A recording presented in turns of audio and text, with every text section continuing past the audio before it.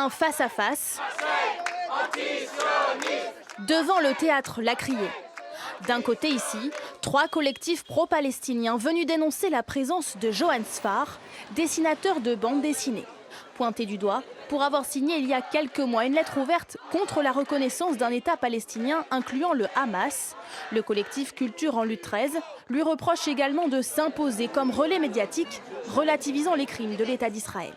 En tant que juif et juif de France ou du monde, on ne se reconnaît pas dans les propos de Johann Sfar qui dit que quand on attaque l'État d'Israël, on attaque les juifs. On sait qu'il est contre Netanyahou, il le dit, mais Netanyahou c'est juste un symptôme d'une politique coloniale, expansionniste, qui nie les droits des Palestiniens et qui propose un État d'apartheid. Il appelle Macron à ne pas défendre la Palestine, à ne pas dire que la Palestine c'est un État, je ne suis pas d'accord.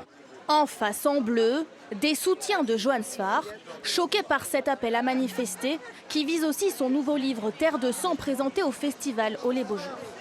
J'ai été horrifié quand j'ai vu une affiche qui appelait à manifester contre Johann Sfar. Johann Sfar, qui est un des plus grands dessinateurs, qui prône la paix, qui dans son dernier livre Terre de sang a été écouté dans les territoires, en Judée-Samarie, les Palestiniens, les musulmans, les Juifs, pour voir comment ils vivaient la guerre.